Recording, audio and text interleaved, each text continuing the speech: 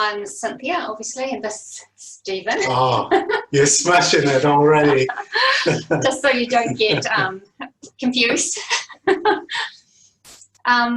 Yeah, and so just as Matilda was saying, thank you so much for asking us to present tonight, and it's really lovely to see so many people that have tuned in as well, and some familiar faces. It's really nice to see. Yeah, so Stephen, I'm going to hand over to you to start off with. Cool. Alrighty. Same as Cynthia, really. I really, I think she's given you a really good overview of our service just there. So, Cynthia's my boss, so I've got to watch my language. But also, we're being recorded, so that's like a double reason to watch my language. We have to be professional. Also being recorded, I'm wearing a black shirt because I've been told that it's slimming. And that's really important, you know, that we, you know, part of our self-care, that we can look good on camera. Cynthia set up True Colours in the Waikato 16 years ago. She's a nurse specialist. I'll talk on her behalf because she won't say any of this. But just by way of introduction of us tonight, Cynthia set up this service having first worked at Hospice Waikato, and she wanted to provide a service for children who live with serious chronic health issues and their families, and supporting them right along the journey from time of diagnosis, just ongoing with a lot of these chronic conditions. And we just knew that a lot of these families just fell through the healthcare cracks.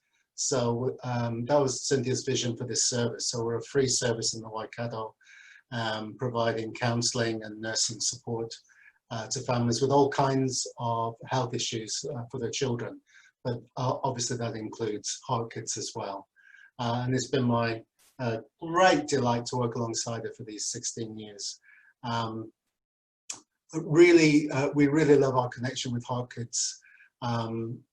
It's something that we've been involved with for almost since we very first began, and now we've presented down in Wellington and Auckland a few times, and semi-regularly here in the Waikato, thanks to Larissa. Hi, Larissa.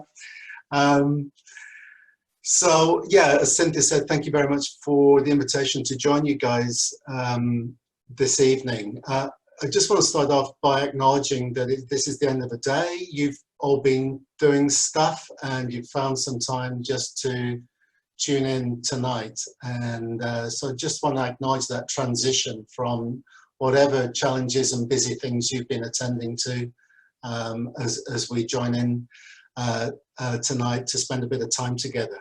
What we intend to do is, because this is being recorded, so rather than breaking up our presentation to have conversations and questions along the way, we thought it might just run more smoothly if we just do our presentation and keep that pretty tight and to the point. And then we've got quite a bit of time for some discussion and questions and just listening to you guys and the challenges that you might be facing at the end. So our aim is to leave plenty of time for that. If that suits you, okay, if you can just do the thumbs up or wave or something, that's all good. Thank you very much. Any questions that come up for you as we're talking, please feel free. I think there's just that chat thing. Is that okay for people to use, Matilda, as well? Wonderful. All right.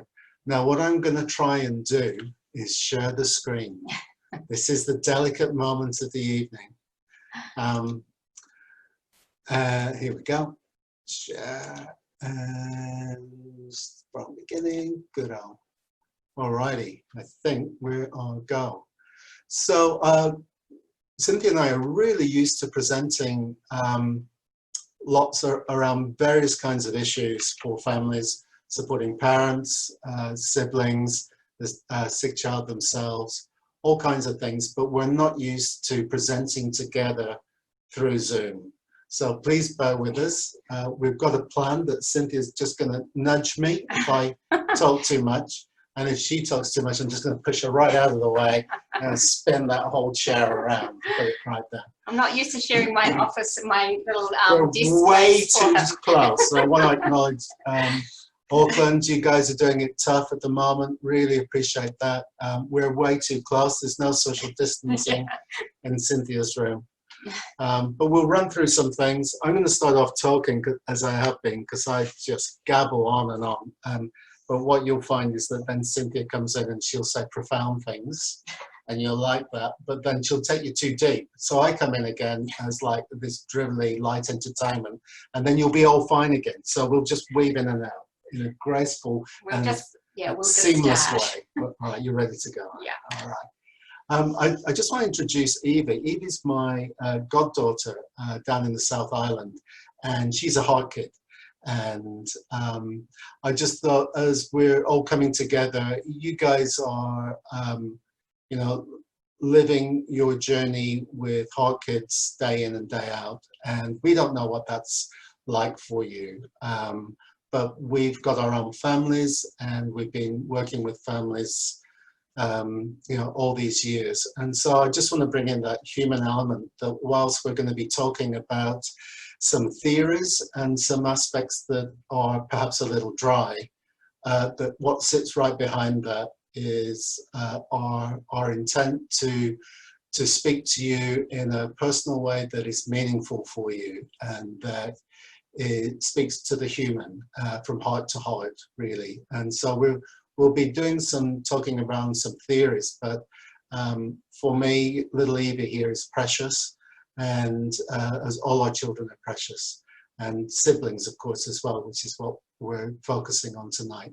But I just wanted to introduce her, just to situate, you know, that we're talking about beautiful human beings here who are vulnerable and need our support and care. And so we're going to be talking around siblings in particular. That's our understanding of the theme for tonight. And some of the real risks that healthy siblings can encounter and face through no fault of our own as parents and family members and health professionals. It just goes with the territory. But along with the risks, there's also knowing ways that we can put up protective factors and opportunities for growth as well. And so it's two sides of the same coin in some way. And so we want to acknowledge the seriousness, but also to speak into some of the possibilities for growth that are part and parcel of you know, having some challenging times in a family. Very much we want to hear about your own experiences. We won't touch in as we go, as I said, but please do, you know, add your comments on the bottom as you go and make notes, so you know, we can have some good conversations later on. So yeah, I'll just move on to, I want a starting place just to acknowledge, first of all, siblings are just siblings. So I like this cartoon. Older siblings, the only people who will pick on you for their own entertainment and beat up anyone else who tries. So whilst there's health issues and all the stress and demands of that, for most kids, they still just go through the lens of they're in the family, this is my brother and sister, and a bit like me and Cynthia, we've been working together too long, we're just going to punch each other about sometimes because, you know, that we're in the family. And so let's remember all the normal healthy things that go along with being in a family and having more than one kid.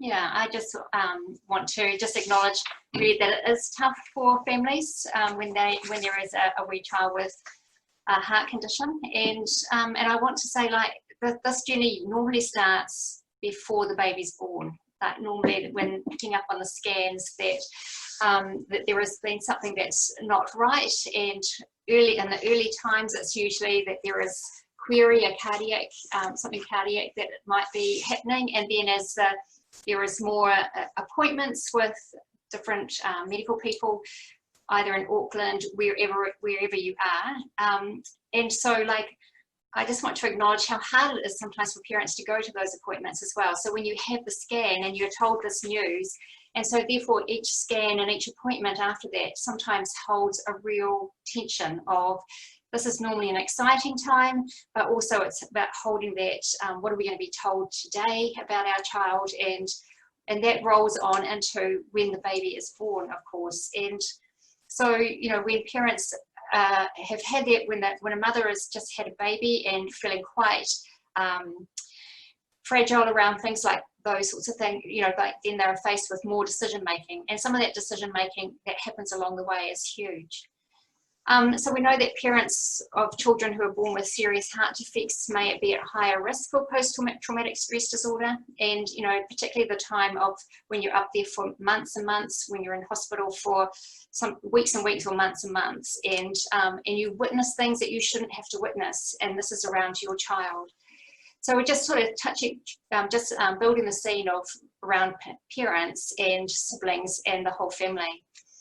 So, you know, as I said, often you're having to cope with medical appointments and the surgeries and procedures along the way, long hospital stays, and, you know, then the issues that come up for babies along the way around feeding and the increase for major respiratory illnesses for children. And like often the first surgery happens shortly after the birth, and when mums are feeling really stressed and really vulnerable after just having had their baby. And this often falls on mum, who is there all of the time, and it's great when partners can be there as well, but sometimes it is that there are other things that are happening in the home, so the father's having to be either going back to work or caring for the other children at home, or just trying to manage the day-to-day things, and so often it is mum that is still there. And we know that siblings in particular struggle at this time, so they are normally staying with grandparents or other family members, and this is a really hard time. All they know is that their normal routines are disrupted, and it's a time of uncertainty for them, and they don't know what's happening, so that's really scary.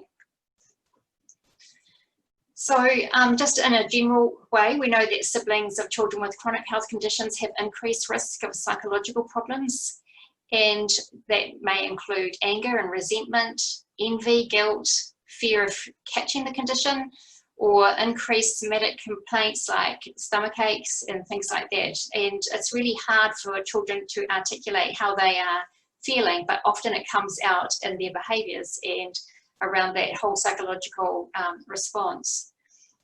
And that's our assumption, that's what we know. We know that siblings are vulnerable, we know that they are sometimes put to the side because there are such big, intense things happening at the hospital.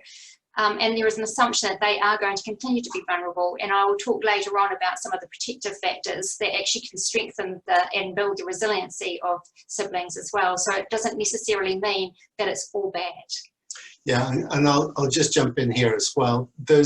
Whilst there's some literature out there around siblings of HeartKids in particular, most of the research that's available is around children with various long-term chronic health conditions, and it's looking at the impact on siblings of those children. And so the information around kids being angry and having resentments and all these things, that's taken from a lot of the general research around chronically ill children, not HeartKids in particular, because there's still really not enough specific research in that area yet. So please don't freak out if you see all that stuff and go, oh my gosh, that's so tough. It may actually be pretty mild and light for a lot of siblings as well. It really depends on a lot of other factors, which we'll be getting into. And sometimes it's not around the time of surgery and the time where there is separation. It often is the time when parents are coming, when everybody's back home again and settling back into some kind of routines, and it feels safe enough for the sibling to be able to then display some of their expression of their anxiety or their anger, or not knowing what's going on. It comes out sometimes when everybody's going at home and you think that everything's going smoothly, and then you wonder what's happening, and it's usually that it's all starting to catch up. So what do we know about siblings? We know that age and developmental stage for siblings mean they need different things at different ages, and they respond to how their parents are doing, both good and bad. Sometimes when I'm talking to parents and they're telling me about some of the behaviours of their siblings, their healthy siblings, I ask them how they are feeling, and if they are feeling quite fragile or vulnerable themselves, and they then can, quite often the siblings are having a parallel sort of process to what's going on for parents. And sometimes the parents are really angry, anxious and fearful themselves. Quite often the children are feeling like that as well. I think there's that mirror thing that happens, but also, you know, this is an uncertain time for all of the family, and siblings are part of that. They manage better when they understand what is happening around them, and you know, I think that's around good information sharing, and we'll talk more about that later down the track too, but good communication and helping to share some information so that they understand means that they manage better in the world as well. And they need to feel secure and special in their own right. So when we're giving information, like having clear, straightforward language, and you all know your own children the best, and so you know where they are developmentally, and you also know if they're struggling a little bit, and you know what language that they, you know, what you can say that might be able to support them in the usual talk that you have at home. And it's really hard sometimes knowing when to give the information, like not too soon, not too late, and it's about judging, it's about pacing, and just having that, you know, quite often I think parents have that intuition of knowing when to speak to a child and trusting yourself in that. And if you are feeling like, you know, what information should I be giving, you know, talk to one of your people from HeartKids support, or, you know, another parent who's walked that journey before you as well.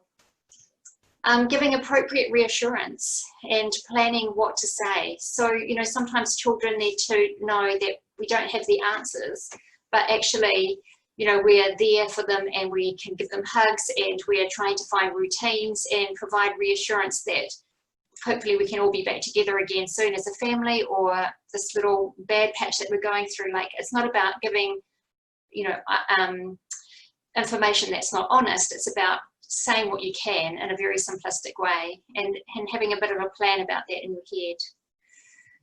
Like, we know that surgery can seem scary, and, you know, this is an example. Surgery can seem scary, but we know that this is really going to help.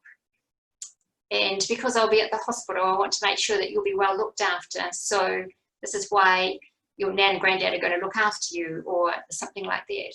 And just listening to your child and knowing, you know, what it is, picking up on the cues that are not being said as well as being said. So sometimes we know that siblings might have a range of emotions that they're feeling. Like, they might feel guilty that they are not the ones that are sick. Like, why him and not me? I had a little boy who said to me that he just wanted to be in place of his brother because he loved his brother so much, and he didn't think that his brother could handle hospital as well as what he could because he was bigger. And so, you know, some of that guilt about not being the one that's not being unwell. I wonder whether they might have caused their siblings' illness, like some magical thinking. And again, like, it's really important, it comes back to that information and communication around sharing enough information so that they know that it's not them, that this is something that that your child is born with, and that the surgeries, again, like surgery may help, or just talking a little bit more information at a stage where they are able to understand. Sometimes they become anxious about becoming sick themselves. So when they start to feel unwell, are they also going to have to end up in hospital, and are they also going to have surgery? And particularly young children, I think it's interesting to step back and watch a child's play. Like, what are they playing out in their play? Because that's how a child expresses themselves. I know, working with a family at the moment who has the little boy who is 3 is doing a lot of playing with his medical toys that he's got at the moment. So he's got a little medical kit. His brother spent a lot of time in hospital, so he's actually playing out at the moment quite a lot on his teddy, and you know, like, and his mum's checking out with me, like, is this okay, and should I be letting him do this, and, you know, what's going on underneath all of that. And I just encouraged her that she was doing the right thing by allowing him to play this out in his own, he was processing it at his own speed, like, not hurrying it, not pushing it away, but actually allowing him just to take his time in that. And sometimes they feel jealous and wish that they could be the center of the family's attention. And, you know, I think that's a really valid thing for siblings sometimes. And then they feel bad about it, and then they feel guilty about it. But it's you know, like siblings will sometimes feel jealous anyway. But, you know, all the more so when you know, child's getting lots of presents or lots of attention because they need that medically, and it's really hard for them. And so, you know, they sometimes are angry if they're asked to assume more household chores than their brother or sister who has the health condition. And again, we're talking on that real general sense. And just feel guilty sometimes when they do resent the responsibility they're tasked with. And sometimes they can feel embarrassed, like if their brother or sister has a nasogastric tube or looks slightly different. They know that other people are staring, and so they feel really uncomfortable with that.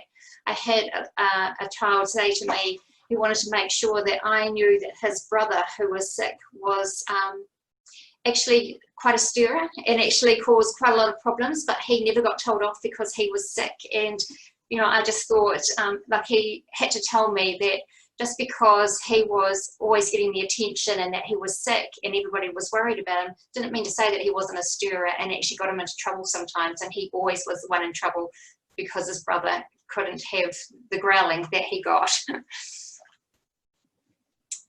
And so I just want to talk about things that parents can do, like giving good, clear information, like I was saying before, and acknowledging the impact on the brother or sister. I think sometimes acknowledging it and just talking into, you know, how great they're doing, and this must be a really unsettling time for you, and I can see you're doing really well in it, and I'm sorry I don't have as much time as what I normally would with you. And if you're feeling distressed, explain why you're feeling distressed, and adding some reassurance along with that as well. And if possible, arrange regular special times. And I know that can be really difficult, particularly if you're in and out of hospital a lot. And if you're really sleep deprived and you're grabbing any little moment you can to have a bit of downtime or to catch up with the other things that need to be done on a day-to-day basis, it's really hard to spend that time. But it doesn't have to be a length of time. It's just a moment, sometimes a mini moment, with really quality time in that mini moment can make all the difference for that child being seen, heard and understood, and feel okay in their tummy again to carry on. And asking friends and family to include sibling gifts for siblings as well, or an extra bit of time. If you don't have the time to be able to do, you know, to get somebody that they love to be able to do that as well. So it's not all on parents' shoulders to do that all the time. This is Evie, my goddaughter, a few years later after the first photo. So this is her 5th birthday, and I sent down the present for her, but of course always made sure I sent a cool present for her big brother, who is very patient, and she's been in and out of hospital with various things over the years. So he always gets a cool present, which is part of that, just acknowledging that often, you know, the healthy brother or sister just has to go along and fit in so much of the time. And so if you can just make those extra efforts to acknowledge them and give them some special time, as Cynthia was saying, then for them, that's really gold. It's really such an important aspect. Can I just say, like, I just think that, you know, like, we are doing this presentation, but you are the experts who are living with, you know, doing this all of the time. This is what you do every day, in and out. So, and these are your experiences, and it's all very well for us to sit here and to be presenting, but, you know, hopefully, you know, there's something, and particularly in the discussion afterwards, that we can connect around as well. Yeah, totally. Thanks. Yeah, and that this presentation hopefully just touches onto some general generic things that might be a starting place for those conversations. We wanted to mention something around distraction, because often distraction, either in us as parents or in children, can be seen as a unhealthy avoidance, and we wanted just to champion it as a good thing and a healthy, normal thing for all of us to do, but particularly children. That when children are really caught with preoccupation and worry around certain things, things that can't be resolved, things that they have to just roll with and continue managing, then distracting into play and fun things is just naturally good parenting, and it's not avoidance, it's not unhealthy avoidance. It's helping give children a psychological break from some of the stress and demands of things. So we just really want to champion the importance of that. The children, depending on their age, of course, but you know, a good amount of seriousness and worry, we don't want them to stay in that place for too long. It just starts to wire the brain a bit too much. So allowing distraction or supporting it and coming in with things for them to do can be really cool for them to do. And particularly if you've had to do some serious talking about things, it's good to consciously switch channel and go, okay, we've had a good talk about this. Now let's have some fun. Let's play a game, or do you want to help me make dinner, or just to shift things along so that there are nice focus points of having a serious conversation, and then you put a boundary around it and move on to something else. And when children their focus shifts quickly, it doesn't mean that they don't care or they don't want to talk about what's going on. It might be that they're just full up and that's enough, that's all they can tolerate for a while. So don't think that they're just changing the subject because they're not interested. It just may be about them trying to self-regulate their level of anxiety.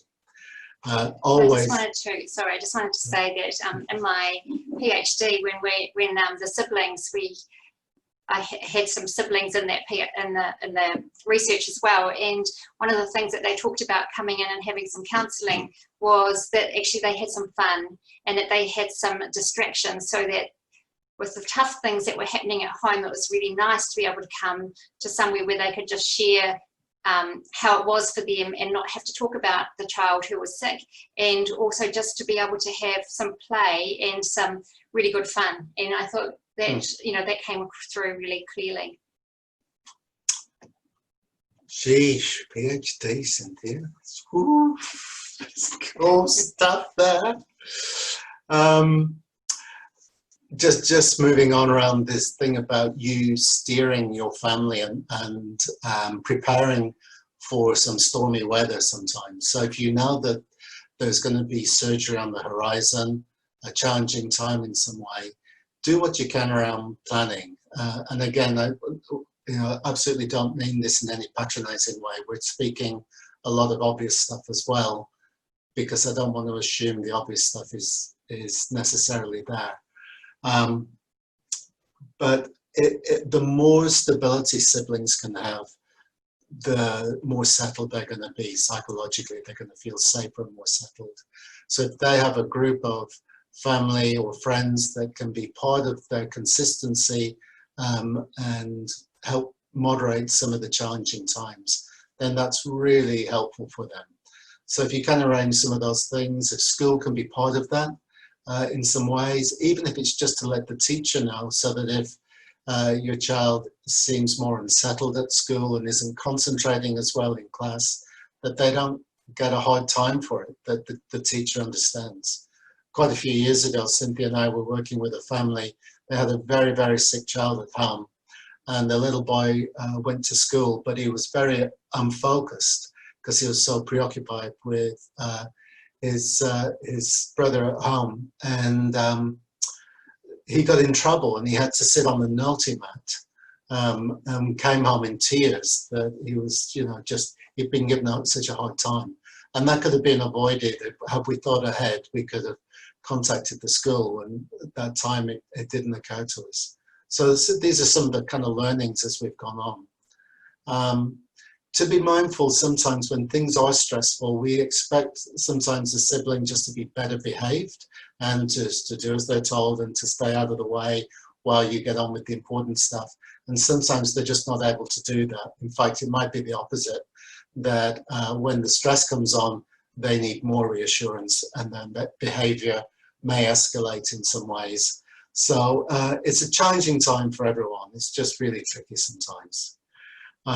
If you are worried about there perhaps being something more serious going on, for your child, don't hold back in looking at what resources might be available, whether that's through your GP, HeartKids, other things, and check out with other parents. But don't deal with stuff on your own if you have an opportunity to get some support. Part of the whole thing about supporting siblings to do better is a general focus on family resilience. If you're doing well as parents, that feeds down. And so we want to talk a bit about resiliency in families. And this is a nice definition. The ability of families to withstand and rebound from disruptive life challenges, strengthened and more resourceful. And as we go through, the years, and children grow from being pre-verbal to verbal, and you get more match fit as you deal with hospital systems and all those kinds of things, the dynamics change. And what might be really hard and overwhelming some time early on can shift, and you get quite masterful at dealing with a certain thing, and something else becomes the challenge. Early on, it might be dealing with your health professional and standing up to doctors who might not be hearing your concerns. And then later on, it might be more about managing the school dynamics, or helping your child stay responsible around their health. So we cope in different ways, from a gender point of view, from the age we are, the culture that we're in. There are different ways that we need support, and different ways that we can cope. Sometimes by talking a lot about what's going on and connecting helps us connect and be stronger. Sometimes it's actually by just kind of battening down the hatches and getting on and not being too vulnerable. That gets us through a hard time as well. And there's no real right or wrong. It's what works for you best at any given time. I think the important thing is that we don't get stuck in any one way of coping and being, but that we can stay flexible to look for other things, so we don't get stuck in maybe what was a healthy response at one point can get stuck and then become an unhealthy habit. Keeping in touch, of course, is just classic core stuff. And if as a family you're apart for some reason, and that might be because one of you is in starship with your child, then maintaining really good communication as much as possible is just awesome. Just keep working on that. Don't wait for things to get tough. Be proactive and keep that going well. Lots of challenges that go on at the same time as well, of course. And so just keep those things going. We're not going to get too much into this stuff, but where we presented, those that know our presentations, I usually always touch into the 5 love languages by Gary Chapman.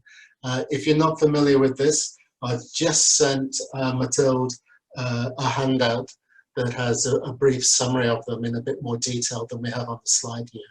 But essentially, if you're in a partnership, then we receive and send love through a dominant kind of style, primarily. And so for some people, it's hearing words of affection and confirmation that help us connect and feel affirmed.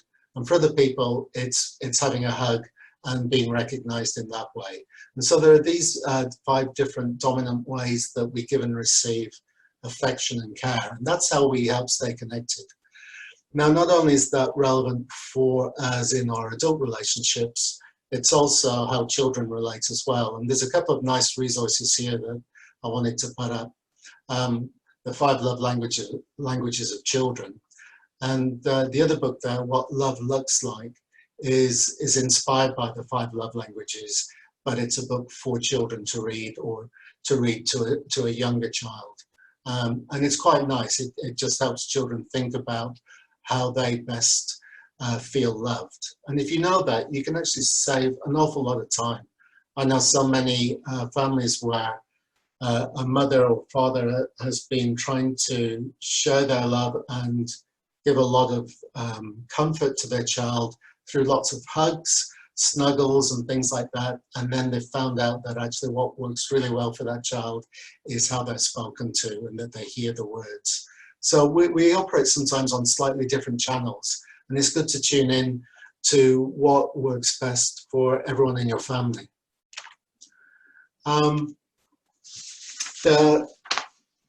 Speaking about resiliency in families, I think this is quite a nice, simple diagram. Essentially, in all our lives, we've got a bunch of things that stress us out. Work, finances, COVID-19, travel, just being time short and having to cook meals, having a tantrum going on, dealing with a teacher that's unhappy with something. There's a whole bunch of stresses that go on. Your own health, the health of your child, and any number of things. And they're the downside. They will weigh us down. And on the other end of the spectrum are the protective factors. These are the things that help us be strong, feel good, feel connected, feel we can cope. A good relationship, a sense of being respected and appreciated, a feeling of some financial security, being in good shape ourselves physically and being quite healthy, feeling like we have a good sense of purpose and meaning. All these things become the protective factors. Feeling like your doctor has your back and understands you. So there's a balance always going on all the time. And you don't have to read all this stuff. It's up on the slide so you can have access to it.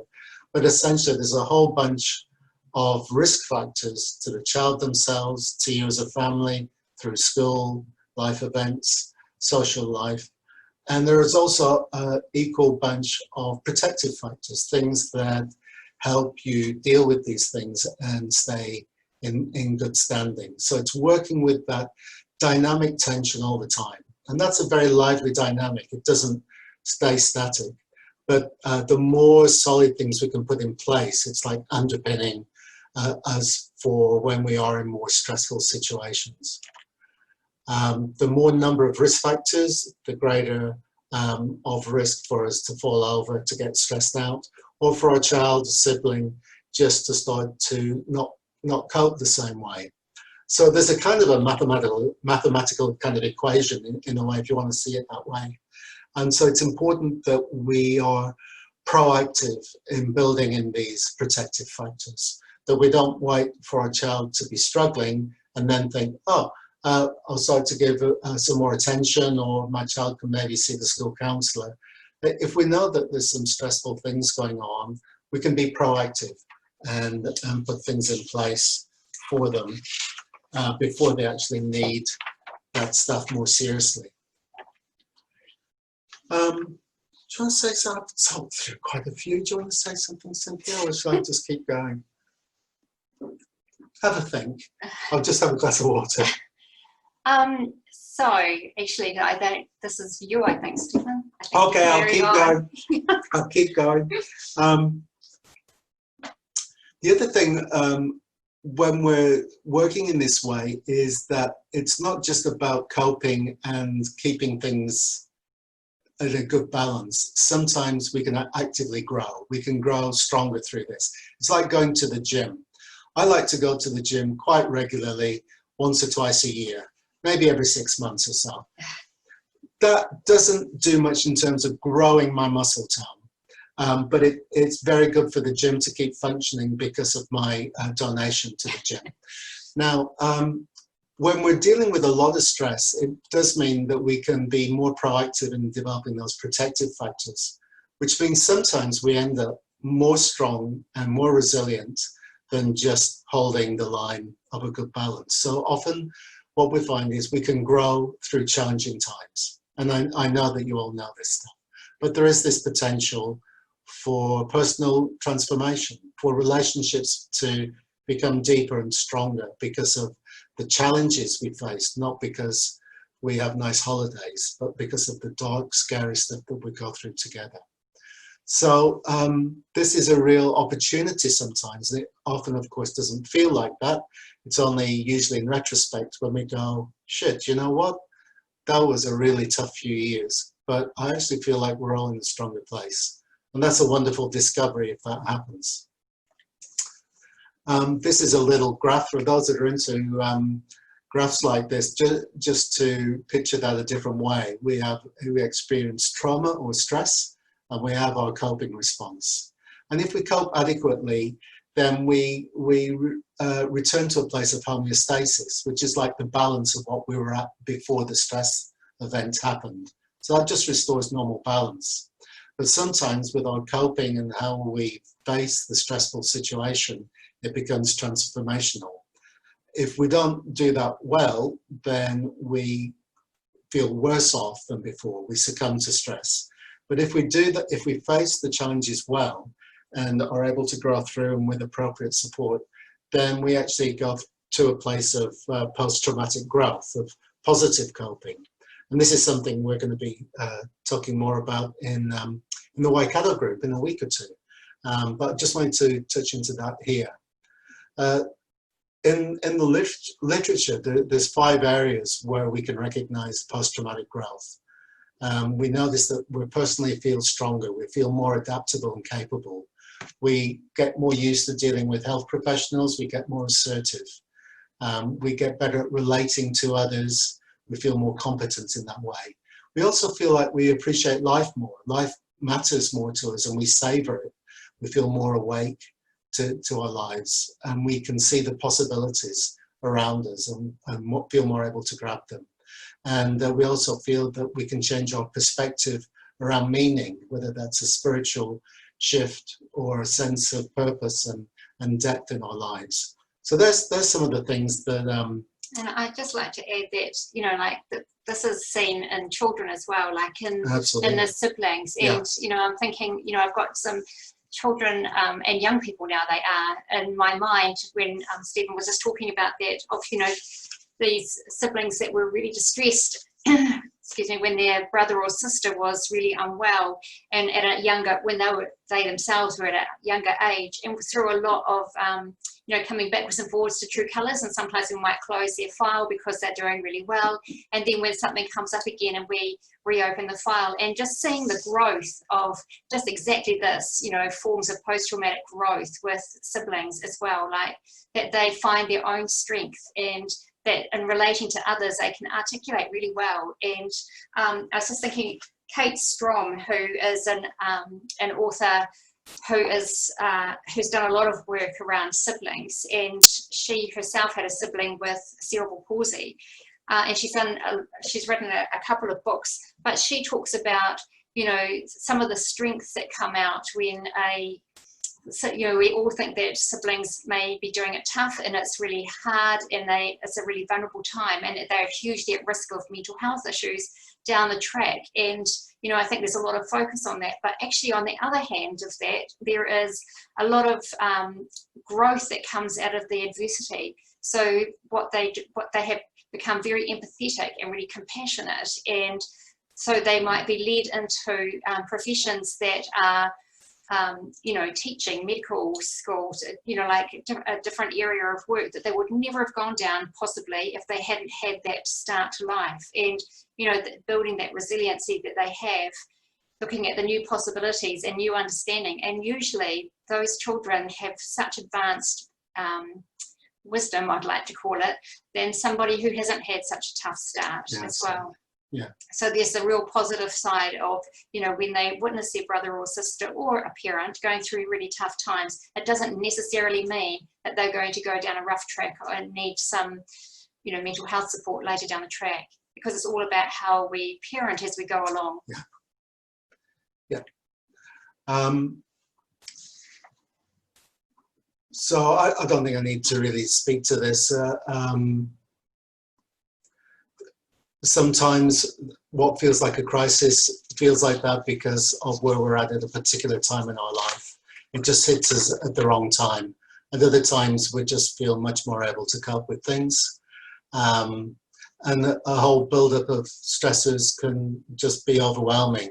And sometimes for parents, that might be around the work situation or relationship stress that becomes the stressor that we can't deal with, rather than the issues around the sick child. So just having a sense of the things you've grown through yourselves and what you've managed in your own lives can often give you the first indicator of how you might deal with future stressful challenges as well. Often how we've dealt with past experiences really informs how we're likely to face future ones. Most resilience theorists agree that the presence of one or more protective factors can reduce the effects of exposure to adversity. And the more protective factors available, the more resilience. That's that whole balancing thing. And I think, Cynthia, you're just going to run through four main things in a sec. So that's a pretty picture. Just for you to look at that.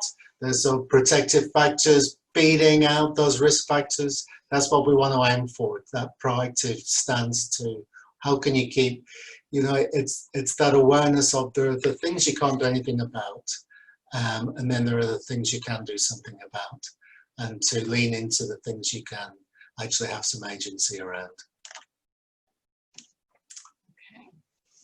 So I'm just wanting to follow along now on increasing the protective factors, and I'm just thinking like this is probably some jargon that we have, like talking about protective factors and risk management, and that's part of in our work. That's what we talk about, and always like when we're meeting with whoever we're meeting with, actually, whether it's a parent, whether it's a bereaved parent, whether it's the child who has a health condition, or whether it's a brother or sister.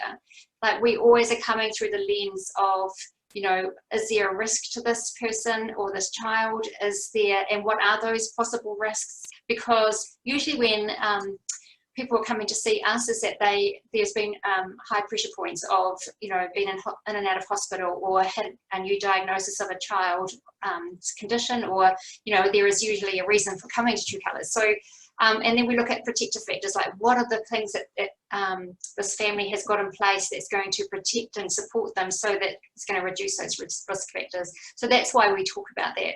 And so when we're looking at increasing risk factors with the children, it's about protective factors. Thank you, Stephen. See, I didn't even know I'd said something wrong. It's just as well I've got you here. Just as well.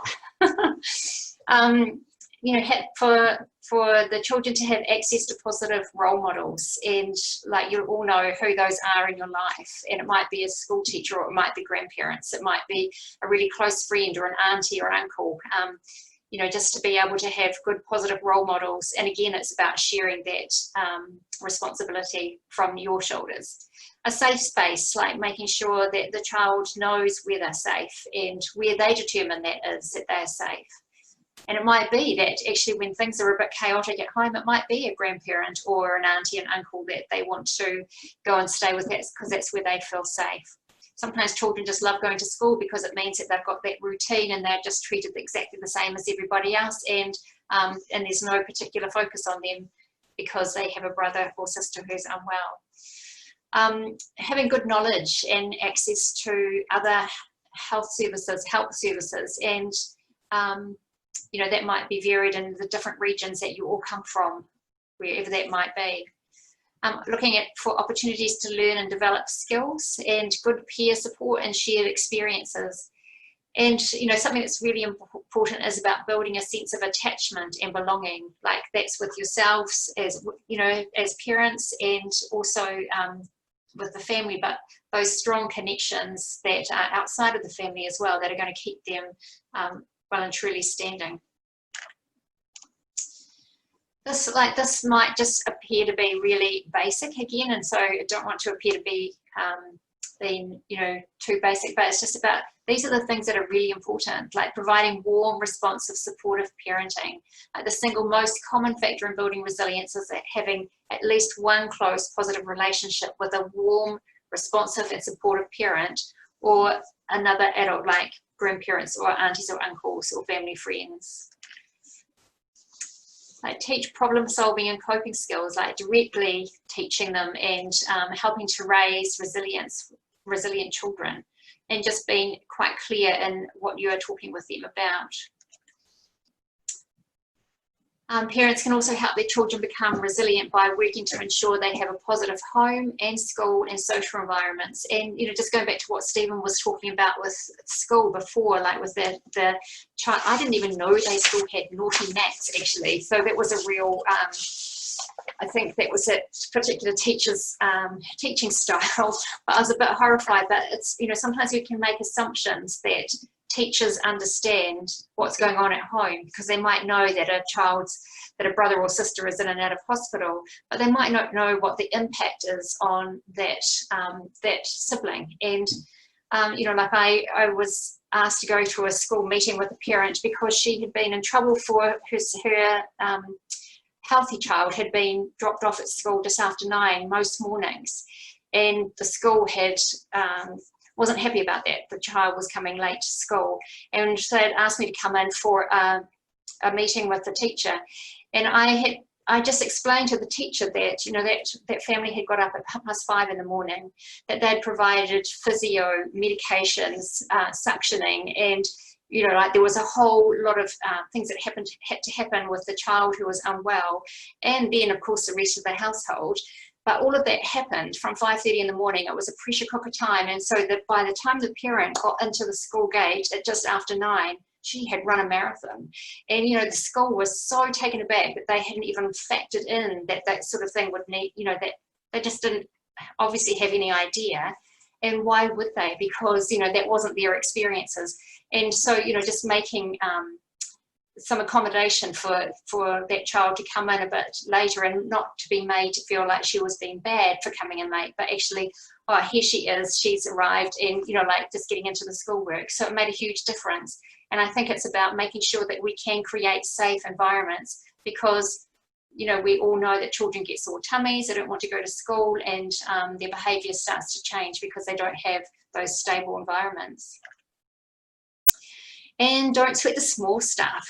Like we say it lots, like it's a real, glib thing that we say, but it's absolutely true. Like it's about striving to keep a positive and healthy environment for our children, but not keeping them in a little bubble either. Like allowing them. Although do keep them in a bubble COVID in terms bubble. of a COVID bubble. Keep them in a bubble, but not the other bubble. Keep them out of that bubble. Is that clear? Has everyone got that? Thanks, Stephen. Good. Yeah. Yeah. Because life is too short to sweat the small stuff. And you guys know that because you've got this big stuff happening, and actually some of the other stuff will just happen anyway, and you'll just catch up with it when you can. And this is something that I think is really important, is not all stress is harmful to children. In fact, children need stress to build up tolerance. We all do. Gradual exposure to stress at manageable levels can actually help them develop coping strategies to become resilient. And that's what I was talking about before. Like, quite often if you're getting good support in those stress places, it's about you're growing a personality and you're growing some resilience. And because life isn't all plain sailing, life is pretty crappy at times, and it's hard work and it's unfair sometimes. And it's not about protecting the healthy sibling to not have any stress. It is stressful, but how can we equip them to manage that stress, and particularly as they grow older? And just like I was saying before, like, we see some amazing young people who have been through the mill and when they're young kids and are just growing into these beautiful young people, and still have stressor points that they need to come and talk about, but their development is amazing. And no single approach. Approaches that are functional in the short term may become rigid and become unhelpful over time. So stay creative and flexible. And Stephen, I've seen that guy at my gym. I see him twice a year. He's doing good. We're about to, for those of you who are just barely hanging in, we're just finishing up now. I think one of the best things we can do for children is to just model our own capacity to be resilient. We can be upset and sad sometimes, and if they see us be upset and sad and then deal with that and respond and become positive and calm and in control again, they see recovery. They see us get knocked down and recover, and they learn that being upset and down isn't the end of the world, that it's part of a cycle. And so don't be frightened to role model and to move through some things like that. There's something I want to just touch into as we're finishing up. This is another handout that I've sent to Mathilde. This is Edith Grotberg, and she was a researcher in Resiliency. And she came up with a principle of I am, I have, and I can for children. And if children have plenty of self-esteem, but like anyone who can turn to, that they can turn to for support, then they're not going to have the capacity to solve problems, and they won't be resilient. But they need all three. They need self-esteem, they need people they can turn to, and they need to have some ability to solve problems. And so I've sent quite a nice, I think that's something I quite like, to Mathilde, that she can hopefully email out if that's all right, Mathilde. So I just wanted to touch into that. It's quite a nice principle you can look at. Nice little light thing to end the thing. I love Calvin and Hobbes. If you're not familiar with this guy, he's a bit of a naughty kid. My bad grade is lowering my self-esteem. Then you should work harder so you don't get bad grades. Your denial of my victimhood is lowering my self-esteem. I love that. I have that on my office wall. I keep telling Cynthia that. She lowers my self-esteem because she doesn't take my nonsense. So I just want to finish where we started, really, which is not to lose, you know, the essential core reality, which is that, you know, siblings will love and fight each other, and they'll roll with their normal. They're not looking at big hospital systems and those things. They're just seeing their brother and sister, and to trust in that and let them also find their own way with each other as well. Ehara. Taku ta ite ta, takitahi nare ta takimano. My strength is not that of the individual, but that of the collective. And that's a shout out to HeartKids, fantastic organization.